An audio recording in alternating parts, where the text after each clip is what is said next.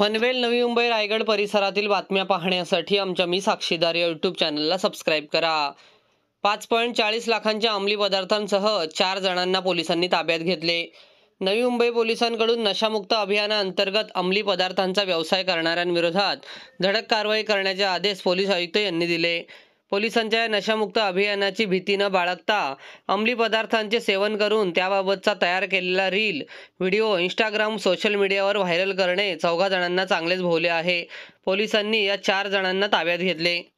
7 मार्च रोजी 4 इसमांनी अंमली पदार्थांचे सेवन करून इंस्टाग्राम, सोशल मीडियावरती अंमली पदार्थांबाबत प्रोत्साहनपर व्हिडिओ व्हायरल करण्याचा प्रकार घडला होता. त्यानुसार पोलिसांनी या 4ही आरोपींचा शोध घेतला.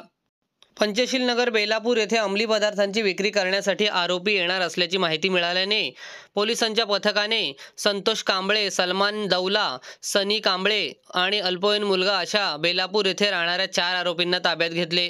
त्यांच्याकडून 5,40,000 रुपये किमतीचे 18 ग्राम वजनाचे हेरोईन हा अंमली पदार्थ जप्त करण्यात आला आहे. त्यांच्या विरोधात NRI सागरी पोलीस ठाण्यात गुन्हा दाखल करण्यात आला.